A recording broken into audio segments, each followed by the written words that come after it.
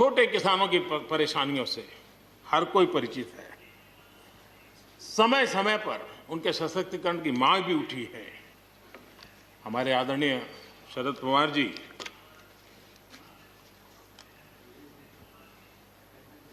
और कांग्रेस के भी हर किसी ने, हर सरकार ने कृषि सुधारों की वकालत की है।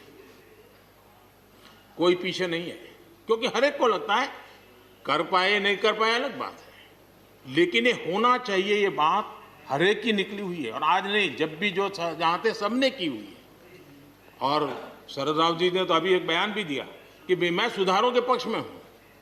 ठीक है, पद्धति के संबंध में उनके मन में सवाल है, लेकिन सुधारों का विरोध नहीं किया है। और इसलिए मैं समझता हूं कि हमें इस विषय में हमारे साथी श्रीमान सिंधिया जी ने बहुत ही अच्छे ढंग से कई पहलुओं पर इस कानून को लेकर के यहाँ पर ये सारी बातें पिछले 2 दशक से लगातार चल रही है, हर फोरम में चली है। ऐसा नहीं है कि कोई हमारे आने के बाद हर ने कहा है और हर एक को लगा कि अब समय आ गया, हो जाए, अब समय आ गया। ये ठीक है, फुल स्टॉप कॉमा कोई इधर उधर हो सकता है, कोई ये दावा नहीं कर सकता है कि भाई हमारे समय की सोच बहुत ही बढ़िया थी। मैं भी दावा नहीं कर सकता हूं कि हमारे समय की सोच बढ़िया है, 10 साल के बाद कोई नई सोच आ ही नहीं सकती। ऐसा नहीं होता है जी। ये समाज जीवन परिवर्तनशील होता है। आज के समय हमें जो ठीक लगा, चलो चले, आगे सुधार करेंगे, नई चीजों को जोड़ेंगे। यही तो प्रगति का रास्ता होता है जी। रुकावटें डालने से प्रगति कहां होती है जी। और इसलिए, लेकिन मैं हैरान हूं, अचानक यू टर्न ले लिया भाई, ऐसा क्यों किया? ठीक है, आप आंदोलन के मुद्दों को लेकर के इस सरकार को घेर लेते, लेकिन साथ साथ किसानों को भी कहते हैं कि भाई बदलाव बहुत जरूरी है, बहुत साल हो गए, अब नई चीजों को लेना पड़ेगा, तो देश आगे बढ़ता है। लेकिन अब मुझे लगता है कि राजनीति इतनी हावी हो जाती है कि अपने ही विचार छूट जाते हैं। लेकिन जो ये सब कर रहे हैं अच्छा है। आदरणीय डॉक्टर मनमोहन सिंह जी यहाँ मौजूद है, मैं उन्हीं का एक कोट आज पढ़ना चाहता हूँ। हो सकता है जो यू टर्न कर रहे हैं वो मेरी बात माने या न माने, मनमोहन सिंह जी की तो बात जरूर मानेंगे। There are other rigidities because of the whole marketing regime set up in the 1930s, which prevent our farmers from selling their produce where they get the highest rate of return. It is our intention to remove all those handicaps which come in the way of India realizing its vast potential as one large common market. ये आदरणीय मनमोहन सिंह जी का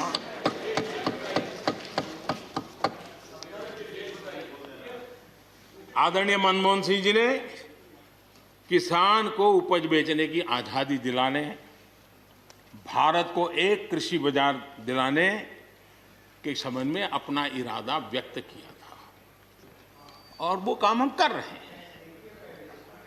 और मुझे आप लोगों को गर्व होना चाहिए कि देखिए मनमोहन सिंह जी ने कहा था वो मोदी को करना पड़ रहा है, गर्व कीजिए।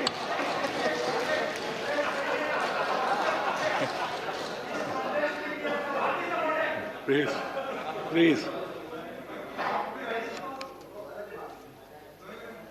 और मजा ये है कि जो लोग पॉलिटिकल बयानबाजी करते हैं उछल उछल करके, उनके राज्यों में भी जब उनको मौका मिला है, इसी में से आधा अधूरा कुछ न कुछ किया ही किया है। हर किसी ने, यहाँ जो विरोध में दल है उनकी भी जहाँ सरकारें हैं वहाँ आधा अधूरा कुछ न कुछ तो किया ही है, क्योंकि उनको भी मालूम है रास्ते का रास्ता तो यही है।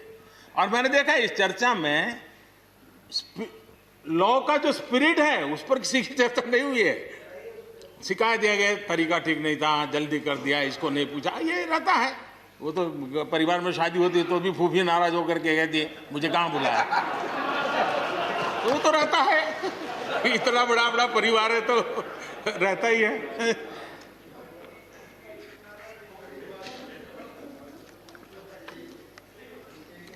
हम कुछ और बातों की ओर भी ध्यान दें। अब देखिए,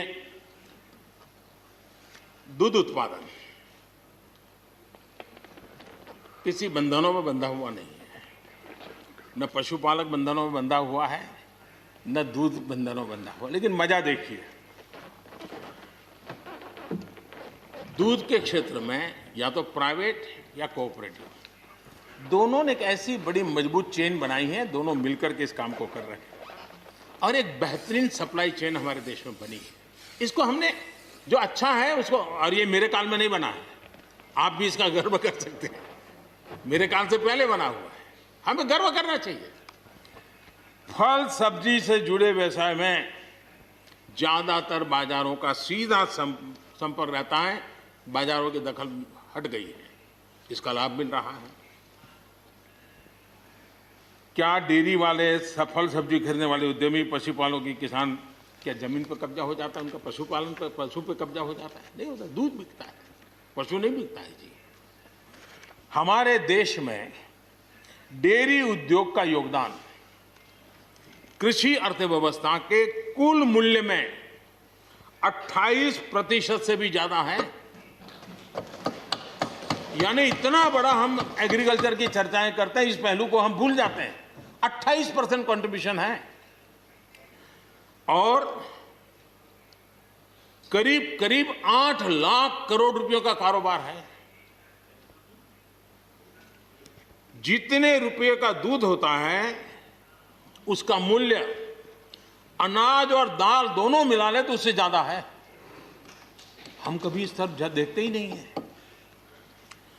पशुपालकों को पूरी आजादी, अनाज और दाल पैदा करने वाले छोटे और सीमांत किसानों को जैसे पशुपालक को आजादी मिली है, इनको आजादी क्यों नहीं मिलनी चाहिए? और इन सवालों के जवाब हम ढूंढेंगे तो हम सही रास्ते पर चलेंगे।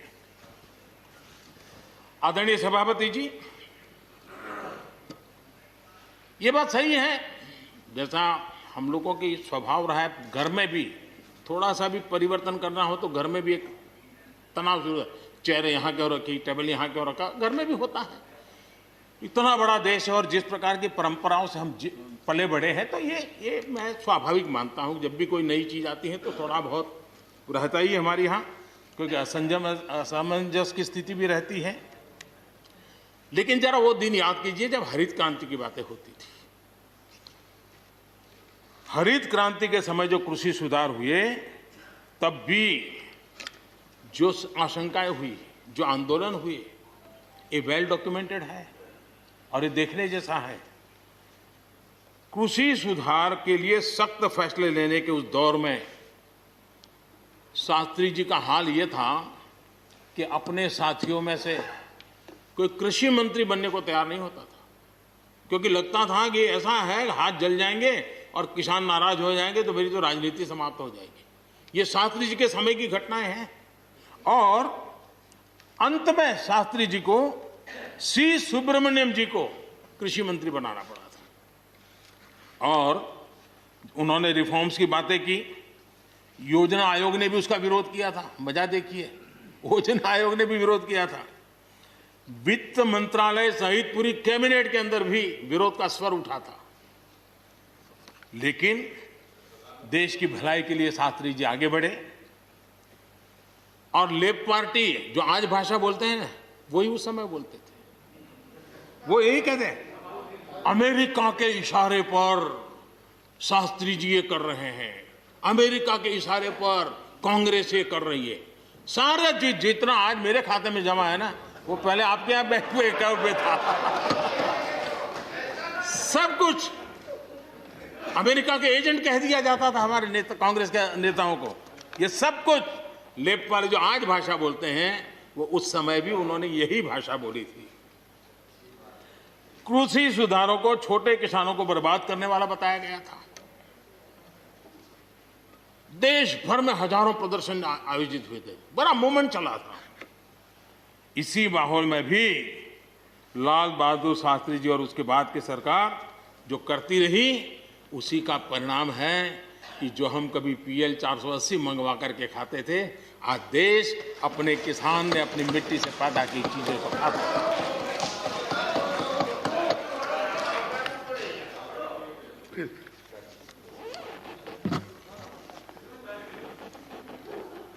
रिकॉर्ड उत्पादन के बावजूद भी हमारे कृषि क्षेत्र में समस्याएं हैं।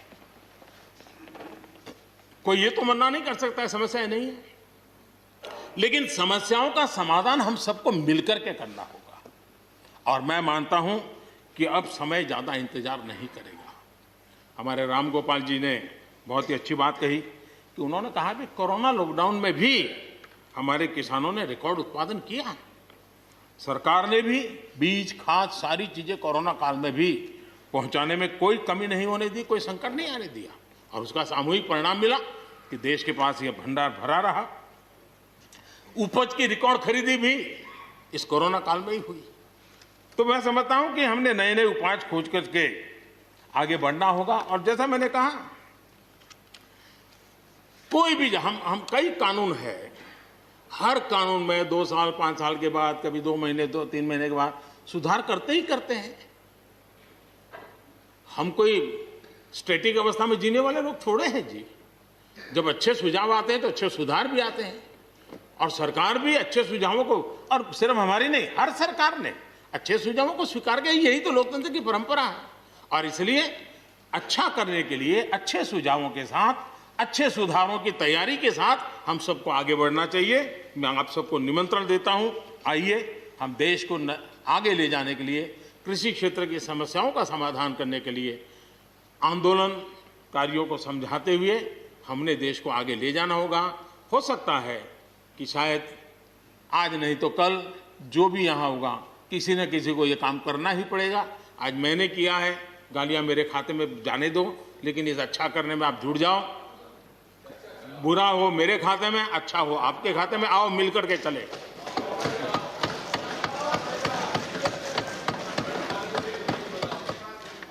और मैं लगातार, हमारे कृषि मंत्री जी लगातार किसानों से बातचीत कर रहे हैं, लगातार मीटिंगें हो रही हैं, और अभी तक कोई तनाव पैदा नहीं हुआ है। एक दूसरे की बात को समझने का, समझाने का प्रयास चल रहा है। और हम लगातार आंदोलन से जुड़े लोगों से प्रार्थना करते हैं कि आप आंदोलन करना आपका हक है, लेकिन इस प्रकार से बुजुर्ग लोग वहाँ बैठे, ये ठीक नहीं है। आप उनको सबको ले जाइए, आप आंदोलन को खत्म कीजिए। आगे बढ़ने के लिए मिल बैठ करके चर्चा करेंगे, रास्ता खुले है। ये सब हमने कहा है। मैं आज भी इस सदन से माध्यम से भी निमंत्रण देता हूं। आदरणीय सभापति जी, ये बात निश्चित है, हमारी खेती को खुशहाल बनाने के लिए फैसले लेने का ये समय है। इस समय को हमने गंवा नहीं देना चाहिए। हमें आगे बढ़ना चाहिए, देश को पीछे नहीं ले जाना चाहिए। पक्ष हो, विपक्ष हो, आंदोलनरत साथी हो, इन सुधारों को हमने मौका देना चाहिए और एक बार देखना चाहिए कि इस परिवर्तन से हमें लाभ होता है कि नहीं होता है।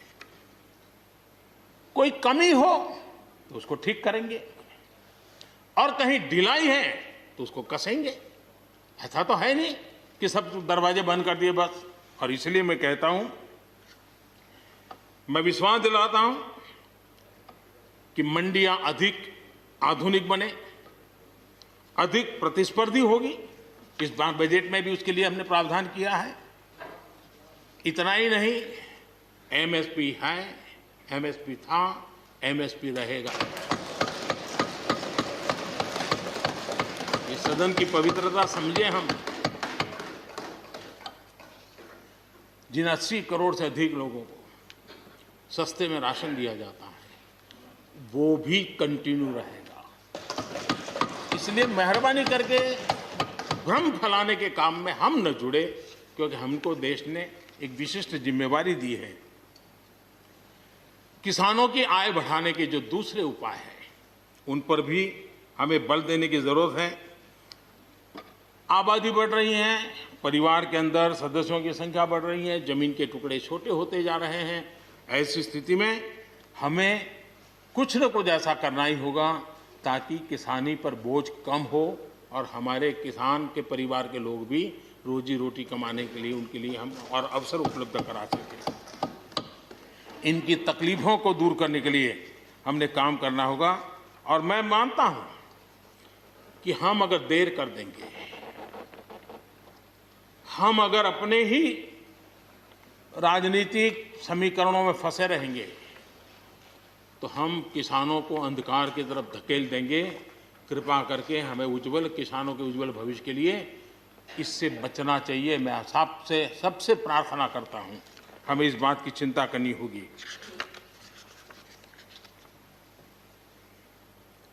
आदरणीय सभापति जी, डेयरी और पशुपालन हमारे कृषि क्षेत्र के साथ बढ़ावा देने की जरूरत है ताकि हमारा किसान पगभर हो। उसी प्रकार इसी काम के लिए हमने फुट एंड माउथ डिसीज के लिए एक बहुत बड़ा अभियान चलाया है ताकि वो किसान को या पशुपालक जो बाय एंड लार्ज किसानी से जुड़ा हुआ रहता है उसको भी लाभ होगा। हमने फिशरीज को भी एक अलग बल दिया, अलग मिनिस्ट्री बनाई और 20,000 करोड़ रुपए मत्स्य संपदा योजना के लिए लगाया है ताकि ये पूरे क्षेत्र को एक नया बल मिले। स्वीट रिवॉल्यूशन, भारत में बहुत संभावनाएं हैं और इसलिए भारत ने किसान, उसके लिए बहुत जमीन की जरूरत नहीं, अपने ही खेत के कोने में वो कर दें तो भी साल में 40,000, 50,000, लाख रुपया, 2 लाख रुपया कमा लेगा वो। और इसलिए हम स्वीट रिवॉल्यूशन, शहद के लिए, हनी के लिए, उसी प्रकार से बी वैक्स, दुनिया में बी वैक्स की मांग है, भारत बी वैक्स एक्सपोर्ट कर सकता है।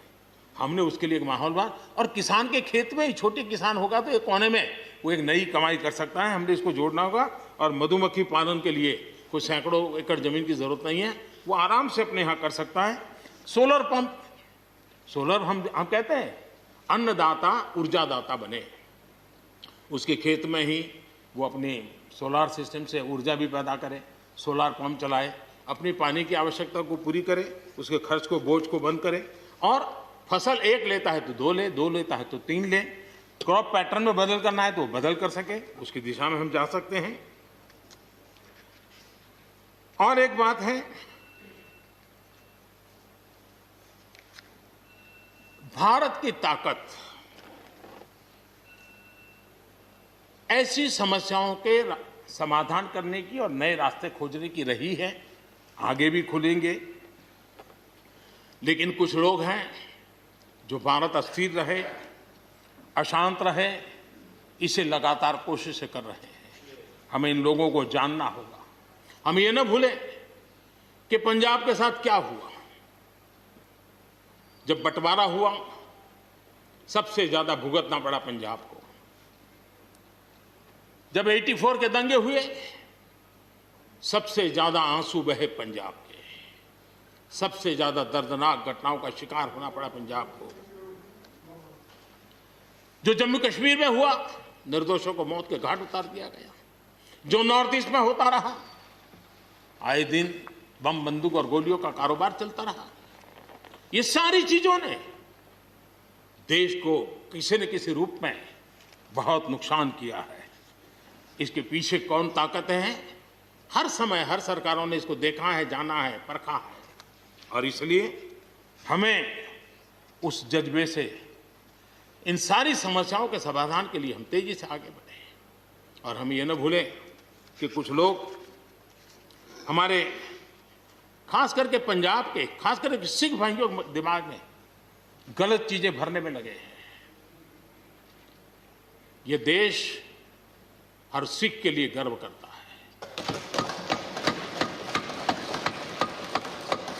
देश के लिए क्या कुछ नहीं किया इन्होंने, उनका जितना हम आदर करें उतना कम है। गुरुओं की महान परंपरा को, और मेरा भाग्य रहा है मुझे पंजाब की रोटी खाने का अवसर मिला है। मैं जिंदगी में बहुत महत्वपूर्ण वर्ष पंजाब में बिताए हैं, इसलिए मुझे मालूम है। और इसलिए जो भाषा उनके लिए कुछ लोग बोलते हैं, उनको गुमराह करने के जो लोग प्रयास करते हैं, इससे कभी देश का भला नहीं होगा। और इसलिए हमें इन दिशा में चिंता करने की आवश्यकता